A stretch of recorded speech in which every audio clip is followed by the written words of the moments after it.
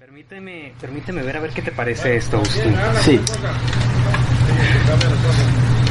Ron Paul, el político libertario más importante de la historia del movimiento libertario, acaba de ser bloqueado en Facebook por publicar una opinión considerada incorrecta con las normas comunitarias. Todo esto supone el fin de la democracia.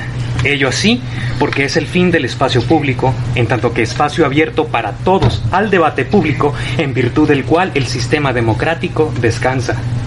Ya no hay plaza pública alguna, sino plataformas digitales privadas. Ya no hay ciudadanos, sino usuarios. La diferencia es elemental. Aquel, el ciudadano, tiene derechos y libertades políticas. El usuario, no. El usuario ingresa pues a un espacio público, privatizado, que es determinante para el proceso político. Un espacio público en el que, empero, no opera ningún Estado de Derecho, sino normas comunitarias, infalibles, elásticas, flexibles al infinito, sobre las que fallan los dueños de las redes sociales. La dictadura perfecta ya no es el PRI, ahora es la total privatización del espacio público y la total publicidad de la vida privada a través de la vigilancia perpetua y ubicua. El mundo digital ha colonizado el espacio público, imponiéndole sus propias reglas y, por tanto, dejándonos a todos sin libertades políticas reales. ¿Qué hacer entonces? El aislamiento es la peor decisión. Habrá que seguir combatiendo en las redes hegemónicas, que es donde está la audiencia indecisa. Hay que duplicar el terreno del combate, no caer presos de una burbuja donde terminemos hablando entre convencidos, porque en tal caso la censura habrá ganado y nuestra batalla cultural se transformará en una mera reunión de amigos. Así terminaba tu artículo en Pandemonium 3, La tormenta perfecta. Tu artículo al que denominaste Dictadura Digital, Dictadura Perfecta. Agustín Laje Arrigoni.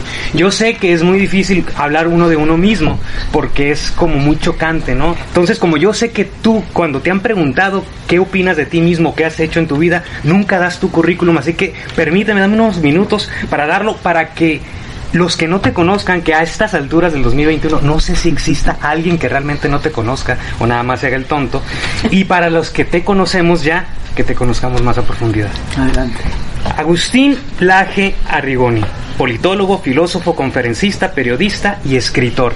Nace el 16 de enero de 1989 en Córdoba, Argentina. Fundador y presidente de la Fundación Libre. Estudia Ingeniería en Sistemas en el Instituto Universitario Aeronáutico. El lema de esta universidad, que lo quiero subrayar, es Mensajitat Molem, que significa la mente mueve al mundo. Y lo menciono porque al cabo resulta este lema muy iluminador para lo que tú has hecho en tu trabajo a través de este tiempo, ¿no? En donde nos has demostrado que en efecto la mente mueve al mundo. Escribes Los mitos setentistas, mentiras fundamentales sobre la década del 70, y gracias a este libro obtienes una beca para estudiar contraterrorismo en el Center of Hemispheric Defense Studies de la National Defense University en Washington, D.C. Estudias, al volver a Argentina, sales de la carrera de Ingeniería en Sistemas y entras para terminar la carrera en licenciatura en Ciencias Políticas en la Universidad Católica de Córdoba. En 2020 te titulas como Máster en Filosofía por la Universidad de Navarra. En 2013 escribes junto con Nicolás Márquez el libro Cuando el relato es una farsa, la respuesta a la mentira kirchnerista. En 2016, junto con Nicolás Márquez, escribes el libro negro de la nueva izquierda, Ideología de Género o Subversión Cultural, que pues ha llegado a los primeros lugares en Amazon. Uh-huh. Algunas de tus obras son Los mitos setentistas, 2011, Pluma Democrática, 2012, Cuando el relato es una farsa, 2013, Liberando, Ensayos sobre la libertad y la República, 2015, y el libro negro en el 2016. Algunos premios que ha ganado Agustín Laje. Tercer lugar en el concurso de ensayos sobre la realidad cubana para jóvenes latinos, Plumas Democráticas, en el 2010, otorgado por el Instituto Político para la Libertad de Perú. Ganas el primer lugar en el concurso El Mejor Speech por la Libertad en Perú en el 2011, en el marco de la Universidad de la Libertad del Instituto Político para la Libertad. Después, llegas a México, sí, en donde ganas el tercer lugar por el concurso de ensayo para jóvenes organizado por la Fundación Mexicana Caminos de la Libertad en el 2012, por tu ensayo La Libertad y una aproximación a los factores culturales que la resisten. Después vuelves a México, y antes de volver a México, en el mismo 2012, sí, ganas el Premio a la Libertad 2012 por la Fundación Atlas 1853 en Argentina. Después vuelves a México y del tercer lugar del 2012 ahora ganas el segundo lugar por el cuarto concurso de ensayo para jóvenes de Caminos de la Libertad por tu ensayo titulado Apología del Individuo. Uh-huh. Un año después regresas a México, en donde por fin ganas el primer lugar del quinto concurso de ensayo para jóvenes Caminos de la Libertad por tu ensayo La Amenaza Populista. Pero no te conformaste con eso, porque regresaste un año después, en el 2015, en donde te dieron la mención honorífica en el sexto concurso Caminos de la Libertad por tu ensayo Limitar la democracia para salvar la democracia. Y un año después vuelves a México y te vuelves a ganar el primer lugar del 11º concurso Caminos de la Libertad por tu ensayo ¿Por qué el populismo destruye el Estado de Derecho? En la sección de jóvenes, estudiantes. Ya un poco más grande, sí, ¿no? Ganas el Premio Joven Sobresaliente de Córdoba 2016, premio de la Asociación Hazte Oír en España 2019, en la categoría Batalla Cultural por la lucha contra la imposición global de la ideología de género. En el 2019 te colocaron en el ranking 34 de las personas más influyentes de la revista Noticias en Argentina. Y aparte, profesor del Diplomado en Argumentación para las Ideas del Siglo XXI, mi profesor. Ah, vos estás tomando, sí, qué bueno, claro. Qué grande. Organizado por el Instituto de Investigación Social Solidaridad, llevado a cabo a través de la plataforma de Unicervantes de Colombia. Tenemos como más de 300 alumnos, por eso yo no conozco, digamos, no, puntualmente ahí está, pero qué bueno que lo estés tomando y el trabajo que te has tomado para hacer esta investigación de qué es lo que he hecho, la verdad que me ha sorprendido, porque en general yo tiemblo cuando me dicen que van a leer un currículum mío. No me gusta porque no investigan nada y entonces terminan leyendo cosas que no son.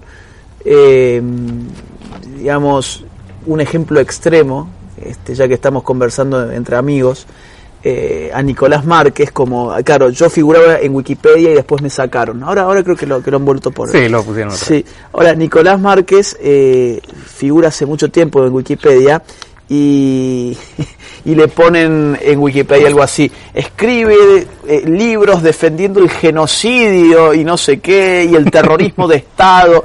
Y entonces vos te reís, pero hay veces que nos ha pasado, 2 o 3 veces por lo menos, donde van a leer un currículum nuestro en una conferencia y se ve que es alguien que no se tomó el trabajo y agarró e imprimió lo de Wikipedia y ni lo leyó previamente. Entonces dice, bueno, Nicolás Márquez es un abogado argentino que defiende el genocidio y que...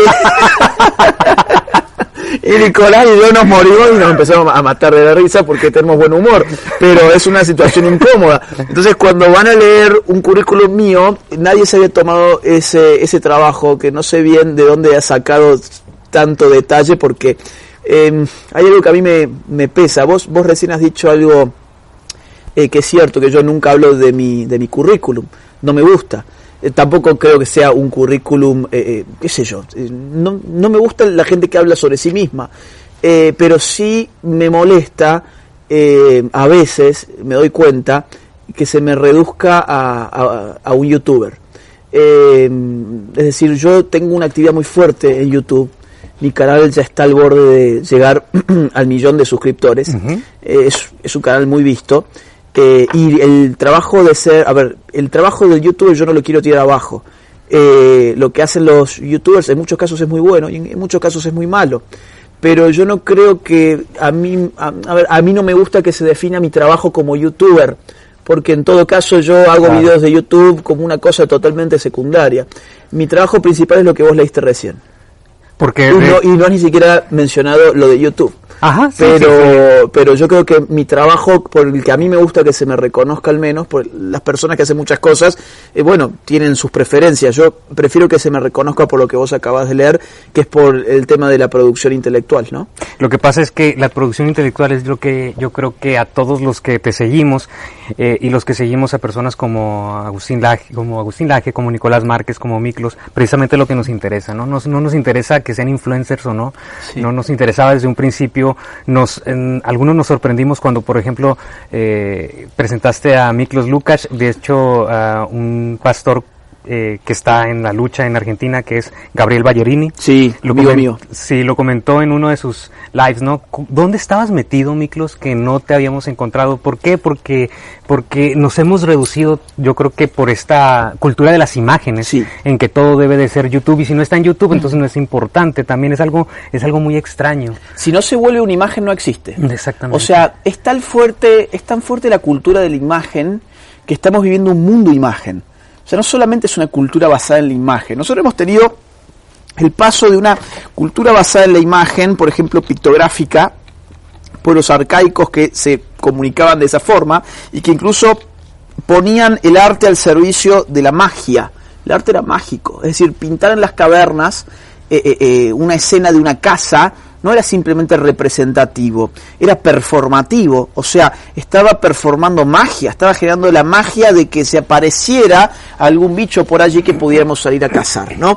Entonces, hubo un gran paso hacia las culturas basadas en el texto, o basadas en la palabra escrita. El Occidente, digamos, todo lo que es, digamos, por ejemplo, el pensamiento filosófico difícilmente se puede sistematizar si uno no escribe, por ejemplo. Entonces, la cultura basada en la palabra fue una cosa maravillosa que ya no existe más. Es decir, estamos viviendo, y yo como escritor lo digo con todo el pesar, la palabra hoy está quedando muerta, la palabra escrita. Vos fijate, por ejemplo, la palabra del año en el diccionario de Oxford del año 2014 o 2015, tendría que revisarlo, uno de esos años, fue un emoji. La palabra del año del diccionario Oxford fue un emoji. Es decir, fue una imagen, no fue una palabra. Y, por ejemplo, 2 años más tarde, más o menos, en el 2016, del banco BBVA, la palabra del año fueron emojis, en plural. O sea, los emojis, ¿no? Entonces, hoy, vos fíjate, por ejemplo,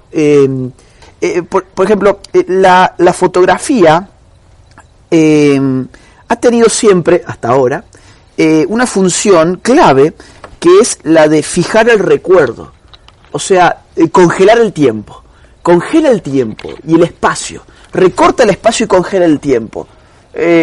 Digamos, para servir al recuerdo, para servir a la memoria. Vos fíjate que esa función hoy ya prácticamente que no la tienen las fotografías. Hoy ¿para qué uno le saca una foto a un plato de comida? ¿Cuál es el recuerdo que te trae un plato de comida? O por ejemplo, pero es para presumirlo, ¿no? Claro, porque lo estás dignificando ontológicamente. O sea, estás dignificando su ser al retratarlo como imagen. ¿Por qué? Porque hoy estamos viviendo en un mundo de la imagen. Entonces, cuando vos te sacás una selfie o cuando te sacás una foto en el espejo del baño, digo vos, no digo que vos lo hagas, yo tampoco lo hago, pero suponte, hay mucha gente que lo hace. Esa foto, ¿cuál es el recuerdo que cristaliza? ¿Cuál es el tiempo y el momento y el espacio que recorta? No recorta nada ni cristaliza nada. Hay una dignificación ontológica de un sujeto que está sumergido en la indignidad, que necesita congelarse como imagen en cualquier momento y en cualquier lugar. Para exteriorizar muchas veces su amor a sí mismo, que está muy debilitado en verdad. Entonces, ese mundo de la imagen es muy peligroso. Es muy peligroso porque hoy confiamos más en las imágenes que en la realidad, y las imágenes nunca han sido tan perversas como hoy. Te voy a poner un ejemplo más, y perdón si extiendo, adelante. Pero este tema, digamos, que me gusta bastante, ¿no? Por ejemplo, la dismorfia Snapchat.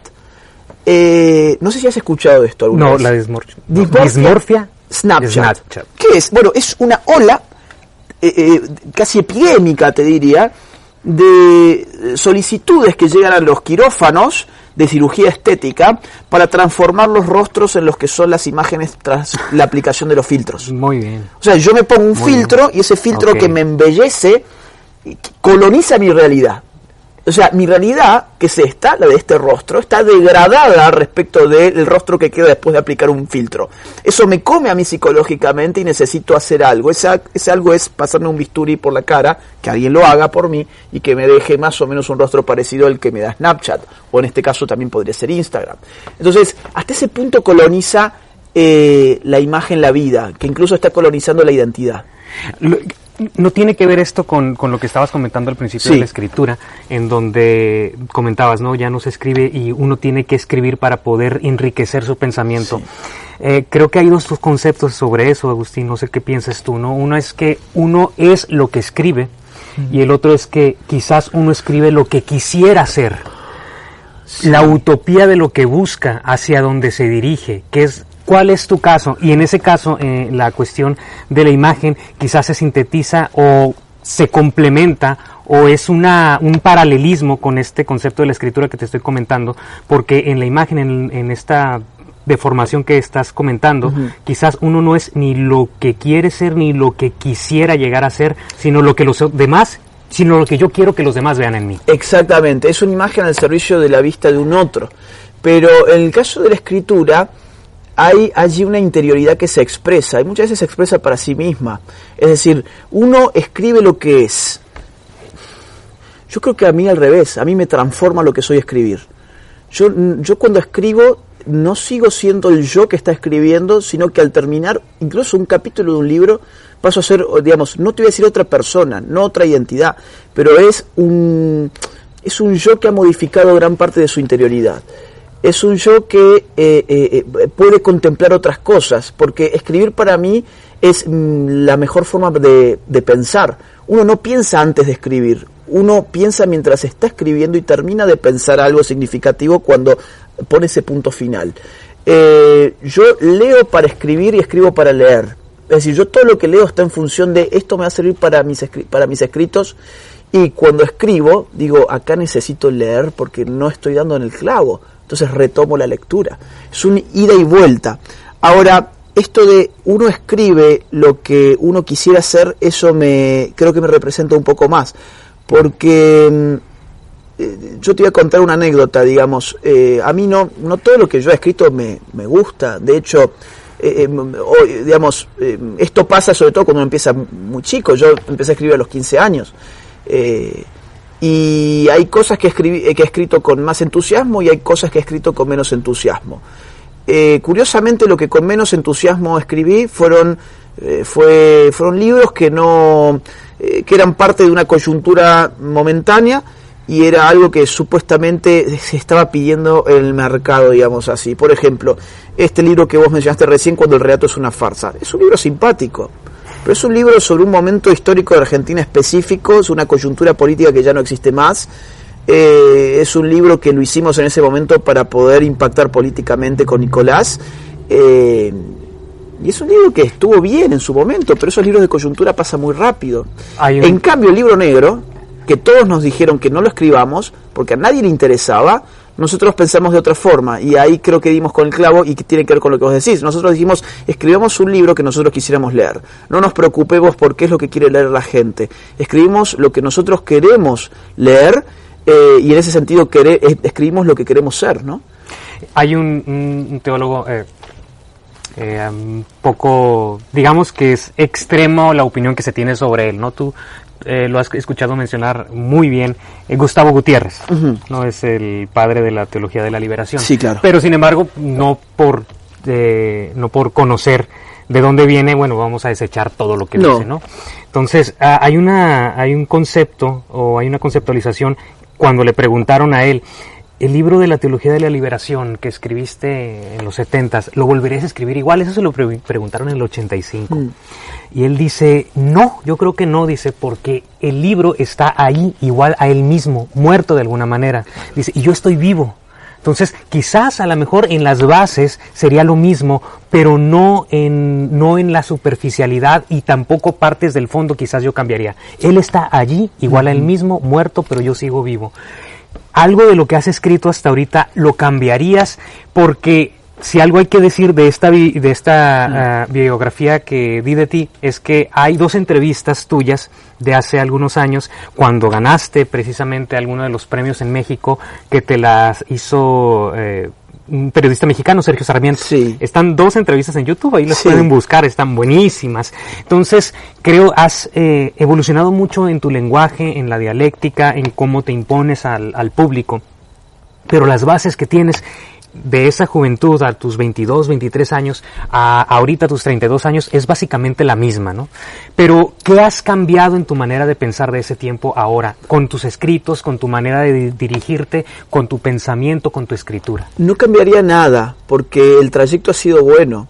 O sea, si yo cambiara algo de ese trayecto, probablemente yo estaría acá, pero de otra forma. Y me gusta la forma en la que estoy. Y como te digo, a un escritor lo hace ser lo que ese escritor escribe. Es al revés de lo que hablábamos recién. No es que el escritor escribe lo que es, sino que lo que escribe es lo que lo hace ser finalmente. Entonces, todo ese trayecto, yo hoy puedo mirar con simpatía, una simpatía un poco cínica, algunas cosas de mí mismo, como te decía recién. Muchos de esos ensayos que fueron premiados, yo no los escribiría hoy en día, pero tampoco los cambiaría, porque son parte de lo que soy. De lo que te hicieron ser. Exactamente. Y yo en ese momento tenía una formación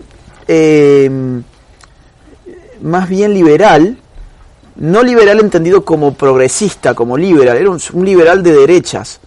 Siempre fui un liberal de derechas. Con el tiempo me empecé a desencantar un poco con el mundillo liberal. No te voy a decir con el pensamiento, porque hay cosas muy interesantes, sobre todo de los austríacos, pero sí con el mundillo, la gente de ese mundo, en general, no es gente que me parezca buena gente, sinceramente. ¿Cuál es la base filosófica que tú ves en el liberalismo o en los liberales que no te parece, que no has podido, que no lograste encajar en ellos? Su terrible economicismo, que no es una base filosófica, es un vicio del intelecto, pensar que todo puede ser reducido a temas económicos, y así es como les ha terminado yendo, donde pierden libertades todos los días porque solamente ven la libertad con anteojos de economía política. Entonces eso me ha alejado mucho, pero digamos, yo no cambiaría, incluso el libro negro, si yo lo tuviese que escribir hoy, lo escribiría de otra forma totalmente distinta. Lo he dicho también en algunas entrevistas. ¿Por qué? Porque el libro negro es un libro que está cojo, o sea, está rengo. Es un libro que realmente marcó la lucha contra la ideología de género, y esto no está bien que yo lo diga, pero creo que es un dato objetivo. Marcó lo que es el discurso de la lucha contra la ideología de género, pues fue un libro que tuvo mucho éxito, llegó mucho a los jóvenes, planteó argumentos de tipo político, y eso cambió el paradigma de la lucha, creo yo. Pero está cojo porque no tiene geopolítica, o sea, tiene política, tiene filosofía política, tiene un análisis ideológico, o sea, de la ideología de género, tratar de ver cómo se fue dando esa evolución, cómo la izquierda lo apropió, o mejor dicho, lo tomó para sí, y sin embargo está cojo, porque no hemos estudiado en su momento a fondo la forma en que se involucran los organismos internacionales, los intereses demográficos de fondo, el negocio concreto. Hay algunos párrafos sobre eso, pero es muy poquito y eso hubiese merecido, te diría, por lo menos un capítulo. Hay gente que me ha dicho, bueno, ¿y por qué no lo escribís ahora?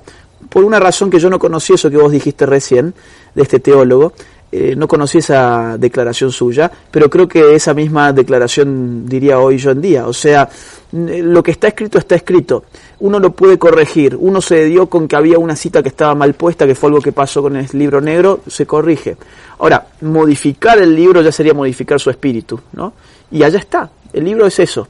Es un libro del año que lo escribimos en 2015, se publicó en 2016, hoy es 2021, hay muchas cosas nuevas que el libro no ha tocado en ese momento. Cuando nosotros hablábamos de lenguaje inclusivo, hablábamos de la X, no hablábamos de la E en el libro, porque la E vino después, imagínate vos, en muy poquito tiempo. Entonces no estoy arrepentido de lo que he escrito. Muchas cosas que he escrito no las volvería a escribir, o por lo menos no las escribiría así, pero tampoco cambiaría nada. Te quería preguntar, siempre había querido que alguien te hiciera esta pregunta, yo te la voy a hacer. ¿Qué son los estudios de contraterrorismo? ¿Con qué se comen? ¿Qué aprendes allí?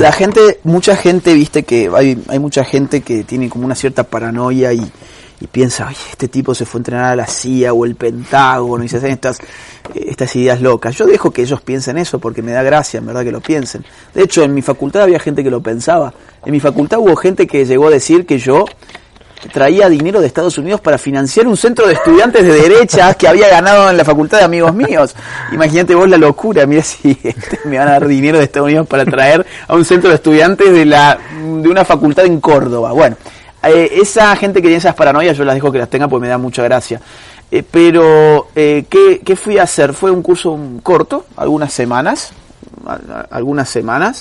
Es un curso que era para gente, es un curso de posgrado. Yo no tenía título de grado, pero yo me postulé para esa beca en el sistema de la Universidad Nacional de Defensa de Washington. Puse el currículum que tenía en ese momento, que era demasiado escaso, pero acompañé el currículum con el libro, y eso les gustó mucho, y después me confesaron que hubo mucha discusión si se me daba la beca o no, porque esto era una cosa de posgrado, era para personal de las fuerzas de seguridad y de las fuerzas armadas de distintos países, para ministerios de defensa y seguridad de distintos países, y había un 10% de becas para intelectuales y periodistas, y yo caí en ese 10%. Eso a mí me cambió la vida. ¿Qué se hacía ahí? No estábamos con metralladoras disparando, no.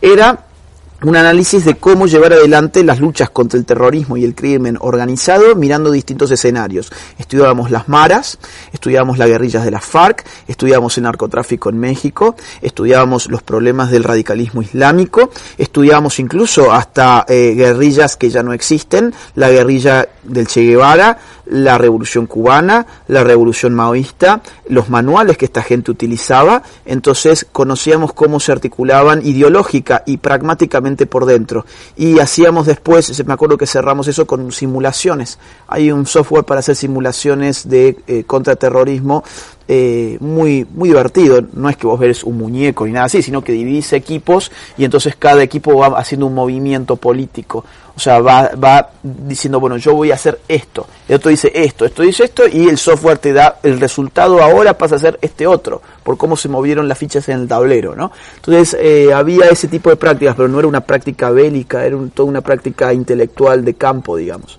Siempre te había querido hacer esa pregunta porque es incluso con lo que te criticaron en República Dominicana, ¿no? Es por donde te quiso llegar. Dicen aparte que esa institución genera cuadros para ir a luchar contra, y nunca saben muy bien ni contra qué. Lo que eso genera en verdad es, para la gente que está en el Ministerio de Defensa y de Seguridad, una articulación intrarregional e interagencial para que las comunicaciones en lo que es la lucha contra el crimen organizado esté aceitada. Ese es el objetivo real de ese curso. No tiene nada que ver ni con ideología de género, ni con temas de aborto, ni con temas de nada de lo que la gente se puede especular. Incluso más, yo fui en la era Obama. En la era Obama fue la era más nociva para lo que es ideología de género, aborto, feminismo, de modo que mal me tendría que haber financiado a mí para hacer todo esto. Algo que dices que no tocaste en el libro, que fue la situación geopolítica. Sí. Entonces ahorita estamos viviendo una situación geopolítica muy extraña porque, sobre todo por los últimos días, ¿no?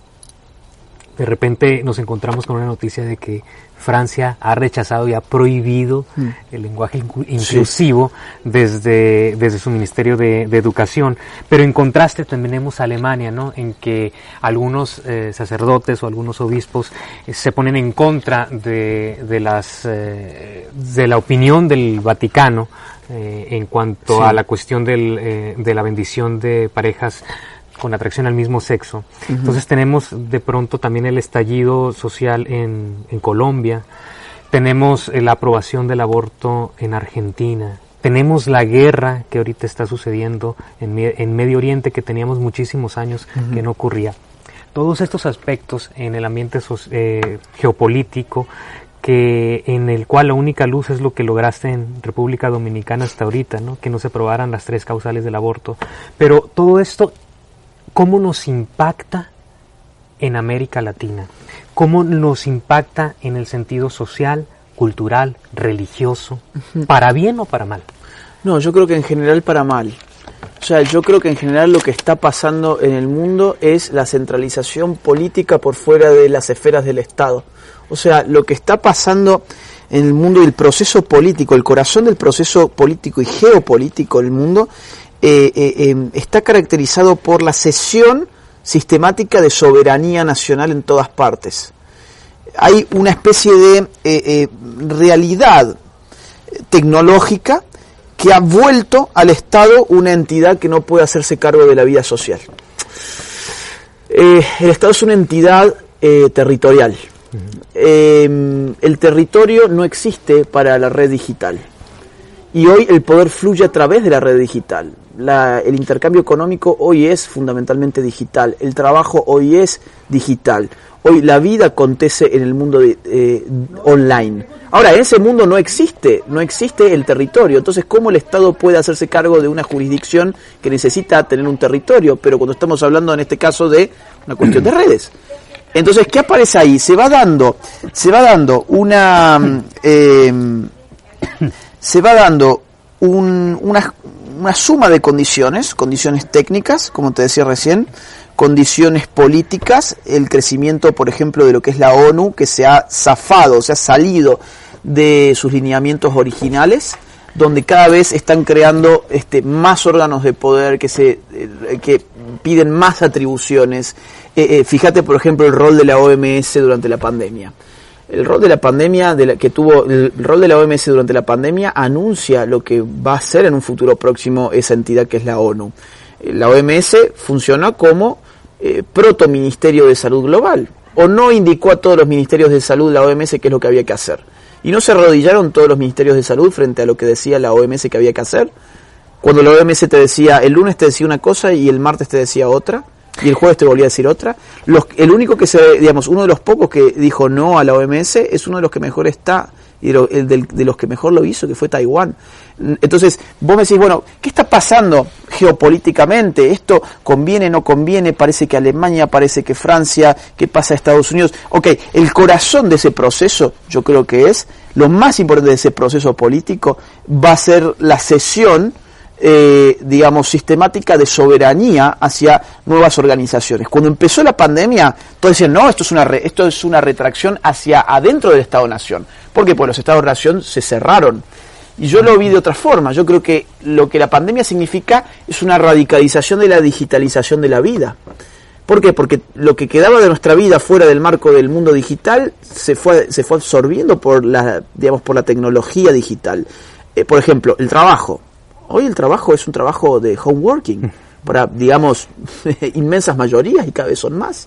Por ejemplo, los cultos religiosos hoy crecientemente se hacen a través de redes sociales. Las relaciones de pareja se canalizan a través de redes sociales, se canalizan a la distancia a través de videollamadas y ese tipo de cosas. Incluso hubo en Argentina hubo un funcionario del gobierno que recomendó tener relaciones sexuales por llamadas telefónicas para no contagiarse coronavirus.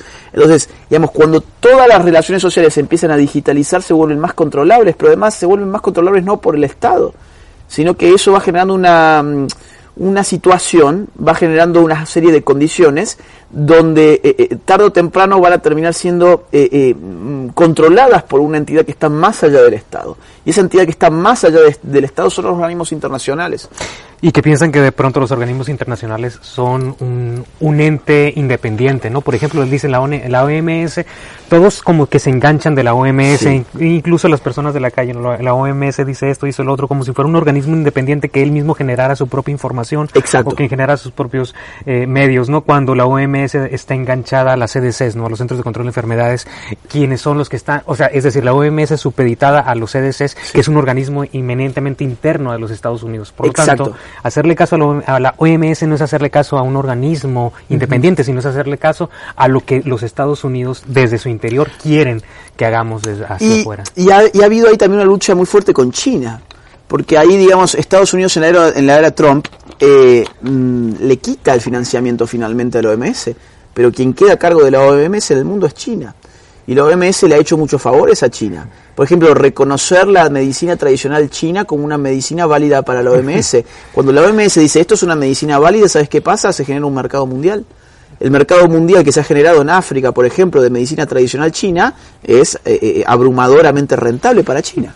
Casualmente, China entra a recuperar a la OMS y de pronto tenemos una vacuna como la CanSino, ¿no?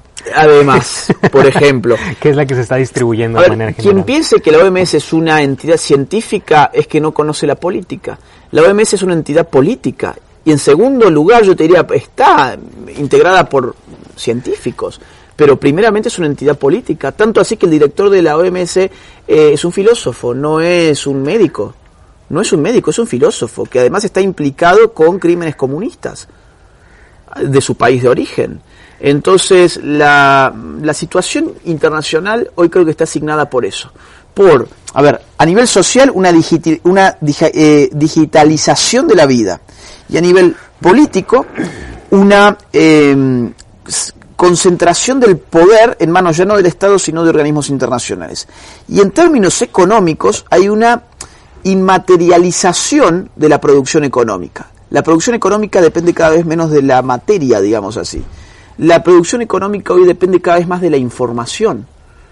O sea, nunca como hoy fue tan cierto que la información es poder. Y en este caso poder económico también. Lo que descubre Google allá por el año 2002, más o menos, esto lo trata muy bien una autora llamada Shoshana Zuboff, una profesora emérita de Harvard, un libro muy interesante que salió hace poco, llama La era del capitalismo de la vigilancia. En ese libro, Shoshana Zuboff hace una especie de genealogía de Google, ¿no? Y muestra cómo Google tenía una especie de tacho de basura de datos. O sea, todos los datos que generaba su buscador los tenían ahí, en un tacho de basura, digámoslo así, para que la gente entienda, ¿no? Un tacho de basura. ¿Qué hacemos con esto? Bueno, no, nada. ¿Para qué sirve esto? Bueno, se lo empezaron a dar de comer al propio sistema. Primero que nada, se lo dieron de comer ¿para qué? Para que el sistema fuese refinando la forma de buscar a partir de los datos de la gente que buscaba. Claro, Google ¿cómo funciona? Funciona refinando su eficiencia a la hora de buscar, tomando las búsquedas pasadas de los usuarios.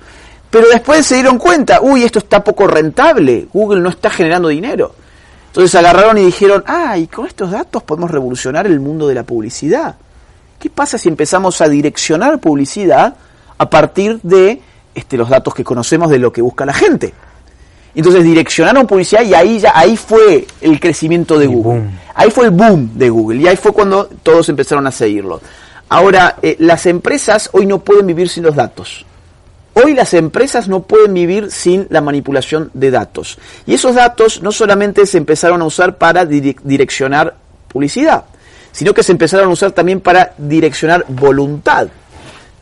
Los sistemas, esto es algo que lo trata muy bien Miklos, no yo, Miklos, pero voy a hacer un comentario a lo mismo. Los sistemas de datos y de inteligencia artificial hoy tienen la capacidad incluso de modificar la conducta electoral.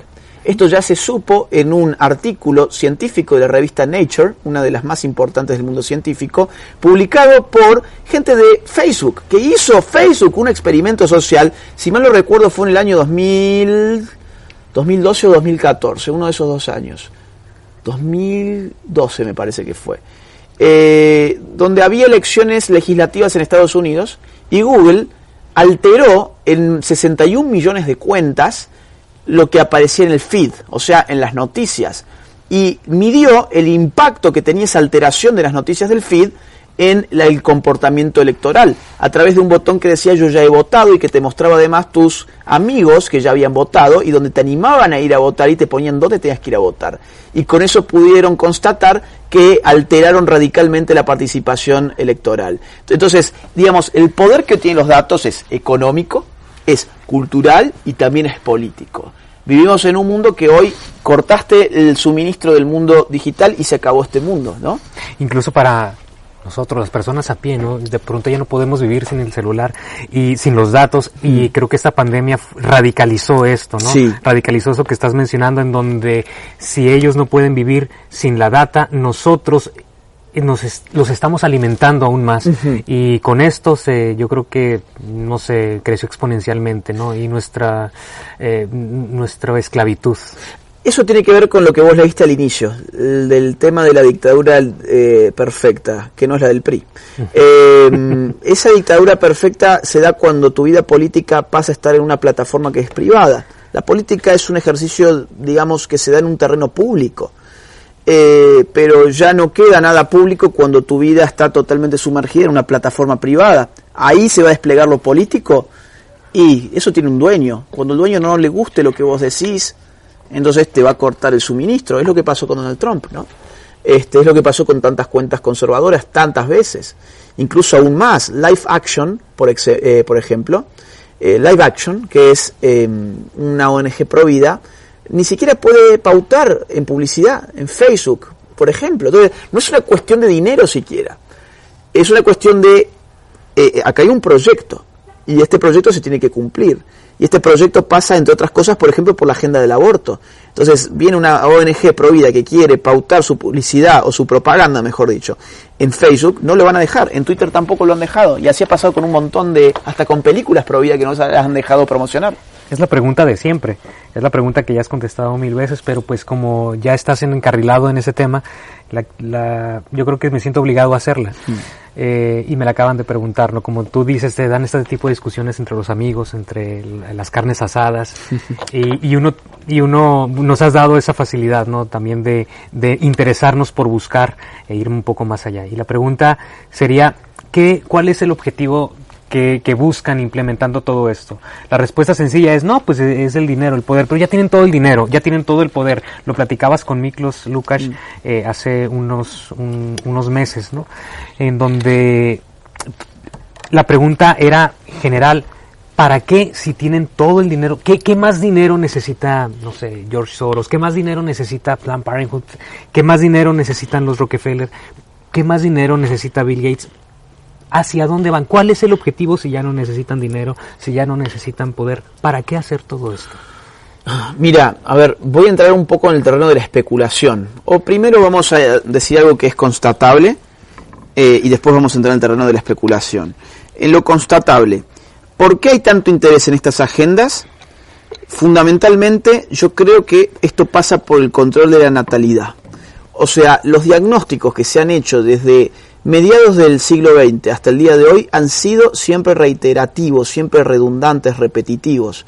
Siempre ha sido, hay demasiada gente en el mundo, por favor, acabemos con la forma en que la gente se reproduce. Es decir, bajemos los índices de natalidad, sobre todo en los países pobres que se reproducen más. Entonces, todas estas agendas que hoy estamos viendo, aborto, ideología de género, feminismo, eutanasia, son agendas terriblemente esterilizantes, digámoslo así. Son agendas infecundas, no permiten la fecundidad.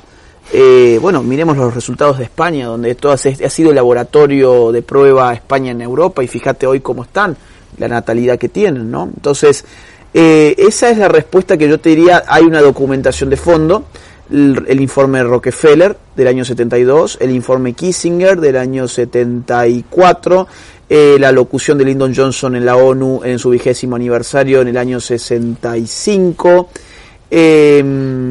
tenemos también los documentos del Cairo, tenemos los documentos del Club de Roma, tenemos los documentos Global 2000 de Jimmy Carter, tenemos, bueno, demasiado tenemos, podremos estar hablando de todo eso y mucho más.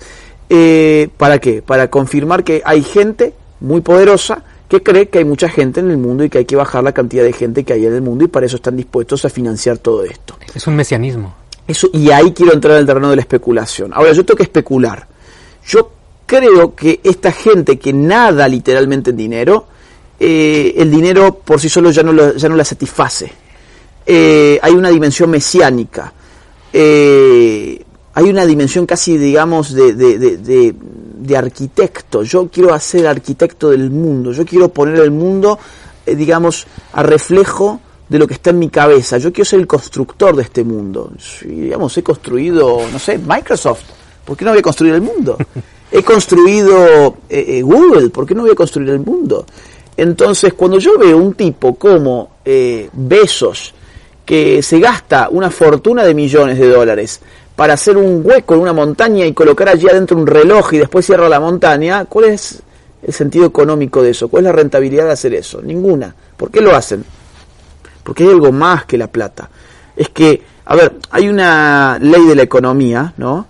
Yo no soy economista, así que no me tomen muy en serio con esto, pero la de los rendimientos marginales decrecientes. Es una ley que dice que a cada unidad extra que yo te doy de un bien, por ejemplo, tu satisfacción decae, va decayendo. Esto te lo pongo con un ejemplo muy, muy simple. ¿Cuál es tu comida favorita? Carne asada. Carne asada. Yo hoy te doy de cenar carne asada, te va a encantar, lo vas a pasar, te va a dar mucho placer, te va a gustar mucho. Te doy mañana de nuevo en el almuerzo carne asada. Bueno, bien, carne asada. Pasado mañana otra vez carne asada. Y así, durante un mes seguido. Al final lo vas a querer más. O sea, no te va a incorporar ninguna, digamos, dosis de placer, por llamarlo de alguna forma, que yo te siga dando carne asada. Ahora, yo creo que algo más o menos similar puede pasar con el dinero. Si a mí ahí me dicen, te ganaste $1 millón, yo esta noche no duermo. Voy y hacemos una fiesta. O sea, nos tomamos un avión y nos vamos a Las Vegas, qué sé yo, hacemos alguna locura así. Ahora, si pasado mañana me dicen, bueno, y ahora te ganaste 5 millones más, bueno, me voy por súper contento. Y ahora a los 3 días me vuelven a decir, te ganaste ahora 10. Y así sucesivamente, todos los días de mi vida estoy viendo que mi cuenta de banco se va abultando. Y llega un momento que yo no sé si eso me va a llenar. Yo ahora va a llegar un momento que decir, ahora con esto yo tengo que hacer algo. Además no puedo pasar a la historia como simplemente un rico. Tengo que pasar como un filántropo a la historia. Por eso los ricos, generalmente, en una cierta edad de su vida, empiezan a volcar todo su esfuerzo competitivo, ya no solamente en el mercado, sino en el mercado de la filantropía. Esto ha pasado, por ejemplo, con los gigantes industriales en Estados Unidos, pero en ese momento la filantropía, ¿qué era? Era poner una escuela, una universidad, una biblioteca, un hospital, una carretera. Eso era la filantropía antes. Ahora la filantropía es financiar el aborto, financiar el feminismo, financiar el LGBT y todas estas cosas. Para salvar al mundo. Para salvar al mundo, o para construir un mundo que esté a la semejanza, digamos, a imagen y semejanza de lo que vos tenés en tu cabeza. Entonces hay una dimensión mesiánica y con eso yo quería especular. Se ha suscitado, y es algo que quiero conectar con esto que estás mencionando del aspecto mesiánico, ¿no? De los poderosos del mundo. Se ha suscitado en los últimos días, en las últimas semanas aquí en Baja California, en donde estamos, no aquí en Tecate, sino en Mexicali, una situación en donde un grupo LGBT denuncia o hace una denuncia en contra no de la máxima figura de la Iglesia Católica, sino de la Iglesia Católica en su conjunto. ¿Por qué? Pues porque se opinó, sí, desde su punto de vista, se opinó sobre política, ¿no? Y un religioso no puede opinar sobre política. Esta misma pregunta se le hice a Gabriel Zanotti cuando tuve la oportunidad. Uh-huh. ¿Qué es la libertad religiosa? Tenemos 3 artículos básicamente en México que nos hablan de la libertad religiosa. Uno es el 24, me imagino que tú lo conoces bien. Dice, toda persona tiene derecho a la libertad de convicción éticas, de conciencia y de religión y a tener o adoptar, en su caso, la de su agrado. Esta libertad incluye el derecho de participar individual o colectivamente, tanto en público como en privado, en ceremonias, devociones o actos de culto respectivos. Siempre que no constituya un delito o falta penales por la ley. Nadie podrá utilizar los actos públicos de expresión de esta libertad con fines políticos, de proselitismo o de propaganda política. Me suena, no sé si te suena, es un poco contradictorio, ¿no? Quizás dice, toda persona tiene derecho a la libertad religiosa siempre y cuando no se meta en política. Tú tienes derecho siempre que no te metas en actos políticos. Sí. Es como están cercenando de alguna manera la naturaleza del hombre, porque si el hombre es un ser político por naturaleza, ¿por qué me está cercenando esa parte? Después dice el artículo 130, dice que se separa la Iglesia del Estado, la personalidad jurídica como asociaciones religiosas no pueden opinar en cuestiones de política, ni ministros de culto, pueden votar, pero no pueden ser votados. Es decir, se hace una separación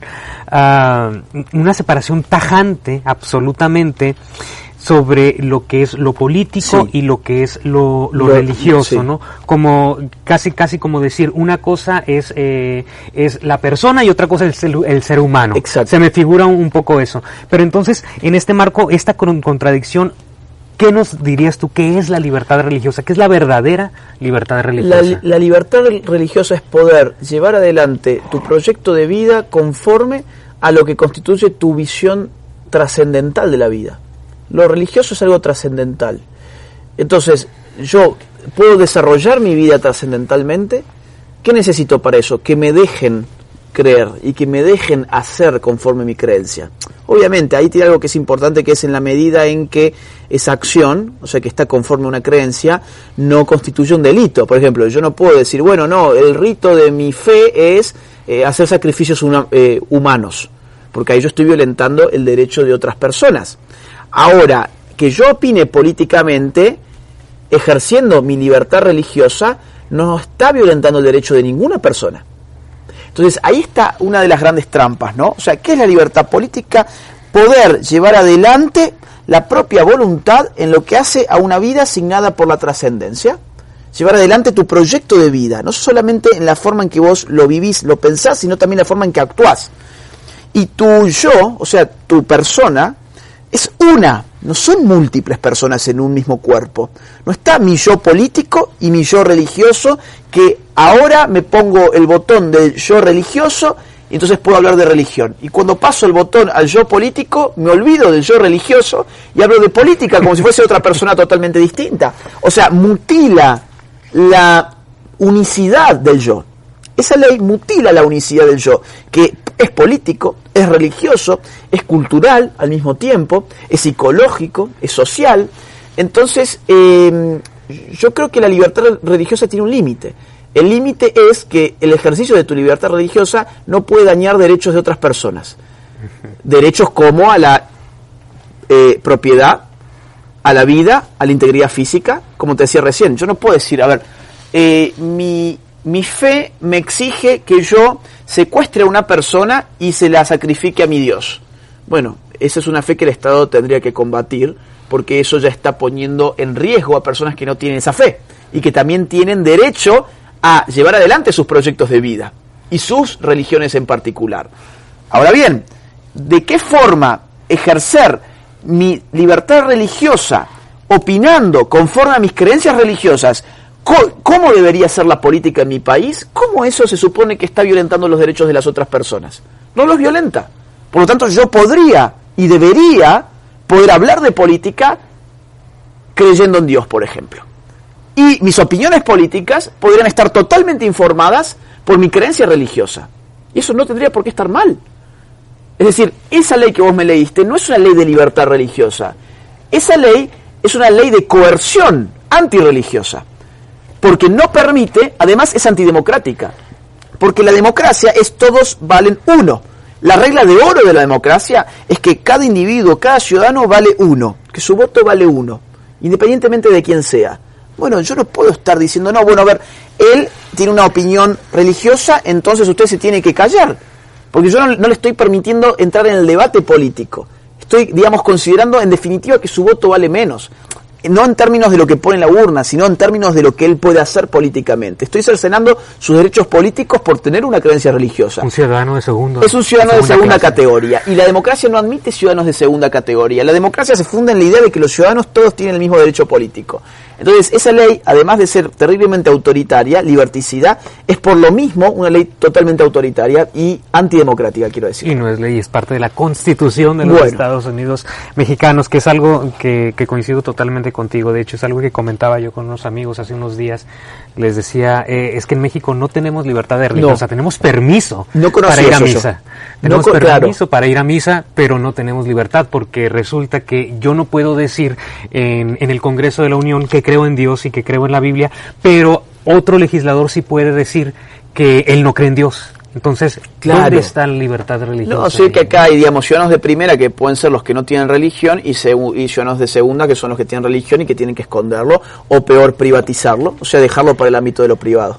No puede un sacerdote o un ministro meterse en cuestiones políticas, no puedes combinar la política con la religión está separado del Estado. ¿Qué es la política? ¿Qué es una ley? O sea, ¿por qué esta manera de cercenarnos? Que este cercenamiento intentó de alguna manera, o más bien se hizo evidente en la década de 1920 aquí en México, que fue lo que ocasionó la Guerra Cristera, ¿no?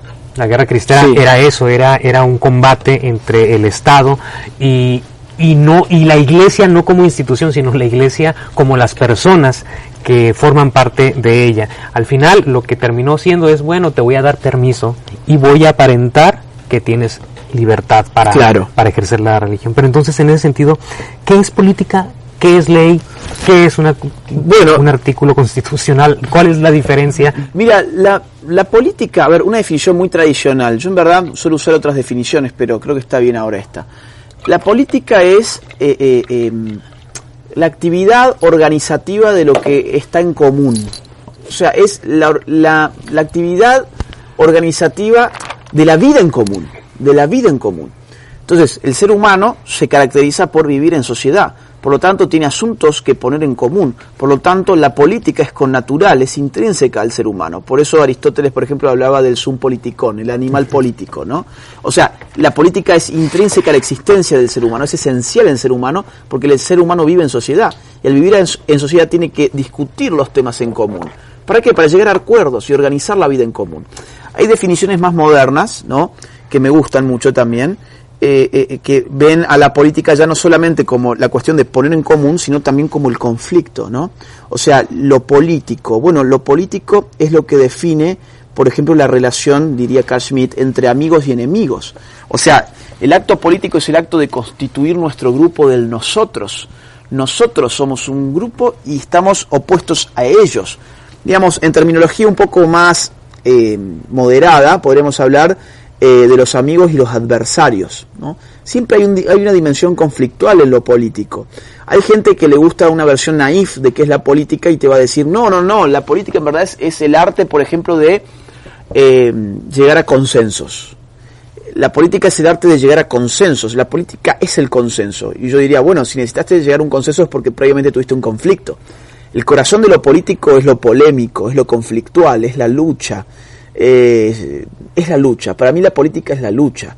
Ahora, para una visión clásica, como te decía recién, es poner en común, ¿no? O sea, organizar lo que está en común, organizar el espacio común, la vida en común. Esa organización tiene luchas. Entonces, para mí la política es una lucha. Es una lucha que no pasa a las armas, pues si pasara a las armas ya estaríamos en una guerra, no en un acto político, sino que estaríamos ya en el campo de lo bélico. Una ley, voy a dar una visión muy positivista ahora, no necesariamente es la mía, yo no soy positivista, pero creo que a efectos de entender eso que leímos recién, creo que está bien. Una ley es letra escrita, que ha sido producto de colisiones políticas. O sea, la ley de dónde emerge, según esta visión. Obviamente, después podemos hablar de derecho natural, orden natural y todo eso, pero vamos a quedarnos sobre la superficie del positivismo. Una ley, ¿de dónde sale? ¿De dónde sale la ley? Bueno, sale del conflicto político, del choque de las voluntades políticas que en un territorio determinado tienen que darse una norma, tienen que darse, digamos, límites. La ley limita. La ley está para ordenar nuestra vida. Y ordenar significa en gran medida limitar. Es decir, hay una ley que dice que yo no te puedo golpear a vos. O que yo, por ejemplo, no te puedo robar tus anteojos. ¿Por qué? Porque es tuyo. Y no puedo meterme con tu cuerpo golpeándolo. ¿Por qué? Porque no tengo derecho a hacerlo y vos tenés derecho a tu integridad física. Eso lo ponemos por escrito. Y ahí obviamente hay una lucha por definir qué va a ser esa ley. Pero la ley es contingente. El derecho natural no, pero no voy a hablar ahora de eso, porque tampoco me dedico a eso. Pero la ley positiva, la ley que está escrita, es algo que se modifica con la historia. O sea, por eso, digamos, a lo largo de los siglos y a lo largo del espacio, no solamente del tiempo, sino del espacio, hay distintos sistemas, hay distintas constituciones. Y ahí voy al problema de la Constitución. ¿Y qué es la Constitución? Bueno, la Constitución es la ley máxima. Es la cúspide de una pirámide jurídica, digamos. O sea, digamos, o sería la base. Estoy pensando en Kelsen. Bueno, no importa. Lo que importa es que toda ley normal, vamos a decir así, debe estar en armonía con la ley superior. Toda ley inferior debe estar en armonía con la ley superior. Y esa ley superior que se da en un Estado se llama Constitución. Esa Constitución establece el marco general de la vida en común, a partir de la cual se va a crear el derecho. Se crea el derecho positivo en códigos, código civil, código penal, código comercial, etcétera, etcétera. Y esas leyes que están en esos códigos deben ser armoniosas, deben respetar esa ley fundamental que es la ley de la Constitución. Pero las constituciones son constructos históricos. Así como vos tenés ese artículo hoy en la Constitución, mañana con 3/4 o con 2/3, no sé bien cuánto es acá la mayoría agravada, la cambiaste. Como ahora de hecho AMLO está cambiando. Entonces ahí es cuando ya desacralizas el derecho. O sea, un politólogo generalmente ¿qué hace? Desacraliza el derecho. Un jurista generalmente lo sacraliza. O sea, dice, no, pero en verdad esto tiene principios que trascienden. Bueno, un politólogo, por lo menos como yo, tiendo a pensar que en verdad la ley es el producto de luchas políticas. Y por eso es tan importante la lucha política, porque es finalmente lo que va a terminar cristalizando en esa norma que va a ordenar lo común. Fíjate, la razón por la que te pregunté esto es porque normalmente que es una reflexión con la que podríamos terminar también, ¿no? Normalmente cuando uno discute con familia, que está incluso en la base, de acuerdo con uno en las cuestiones de la vida, en las cuestiones de la familia, incluso de acuerdo, pero que no se ha percatado de lo que viene con, por ejemplo, con la cuestión de la ideología de género, de los cambios en las estructuras educacionales para los niños, de cómo los vienen ideologizando desde pequeños, ¿no? Entonces, cuando hay esas conversaciones con familias, con amigos que están en el mismo canal, siempre ellos presentan este argumento, ¿no? Cuando no están inmersos en la cuestión de la temática ideológica. No, es que no pueden hacer eso que me estás diciendo, no pueden aprobar el aborto, o no pueden aprobar los matrimonios entre parejas del mismo sexo, porque o no la ley... porque es anticonstitucional. Es anticonstitucional. Entonces, como si la Constitución fuera un dios, ¿no? Y fuera totalmente irreemplazable. Nadie lo puede cambiar. Entonces, por eso te hacía esta pregunta. Y con esta reflexión quisiera que termináramos, Agustín. Sí. Todo lo que yo te hubiera podido preguntar a lo largo de esta entrevista, a lo largo de esta plática, ya te lo han preguntado. Todo ya lo has respondido, ya lo hemos visto en YouTube, en tus escritos, lo podemos encontrar. Sin embargo, también cuando nosotros nos enfrentamos en debates más hacia el interior, en nuestra cotidianidad, de pronto ya también todo lo han escuchado de nosotros, ¿no? Incluso también dicen, no, lo que pasa es que te la pasas escuchando a Agustín, te la pasas escuchando a esos camaradas y ya los hartamos, ¿no? ¿Cómo llegar a estas personas? ¿Cómo llegar a esa parte de la sociedad, de nuestra cotidianidad, de nuestra familia, de nuestros amigos, en donde ya agotamos todas nuestras armas, quizás retóricas y dialécticas, y en donde a lo mejor ellos ya no quieren ni siquiera escuchar eso? Entonces, al mismo tiempo hemos creado una barrera. ¿Cómo llegamos a ellos? ¿O qué se hace en esa situación? ¿Ya perdimos totalmente la guerra? No, yo creo que en esa instancia lo que más puede impactar sobre esas personas que no les entran las balas argumentales, porque si les entraran las balas argumentales, entonces ya hubieses impactado sobre ellos hace rato.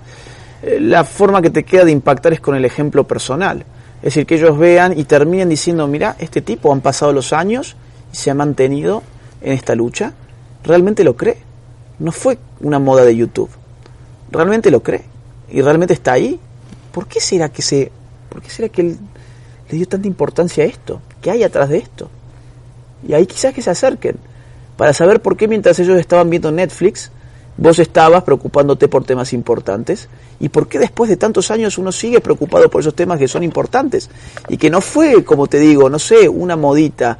Me encantó esta película y la vi 4 veces, entonces te estoy hablando todo el día de la película, y bueno, ya al año siguiente yo ya no te voy a hablar nunca más de esa película, sino que los años van a pasar y nos van a seguir escuchando lo mismo. Por eso es que no hay que dejar de hablar, y va a llegar un momento en que yo creo que esa gente se va a tener que preguntar, ¿qué estuve haciendo yo todo este tiempo mientras esta persona se mantuvo de pie y yo estaba haciendo zapping, ¿no? Entonces, creo que ese ejemplo personal va a poder mucho más que los argumentos, que los buenos argumentos. Y quizás termine escuchándote esos buenos argumentos para tratar de entender qué fue lo que te motivó, ¿no? O sea, qué fue lo que te ha llevado a meterte tan a fondo en una lucha, durante tanto tiempo. El tiempo creo que yo puede doblegar esa falta de voluntad en los otros. Quisiera agradecerte, Agustín, algo en particular. Primeramente, una respuesta que diste. Con esto también te quiero agradecer tu presencia aquí. Estamos en Improvista Radio. Cuando te preguntaron, ¿qué sentido tiene la lucha? Vamos a perder la guerra, se va a aprobar el aborto, se van a aprobar las adopciones homoparentales, se va a aprobar toda la ideología de género. Entonces te dijeron, entonces, ¿qué sentido tiene seguir luchando?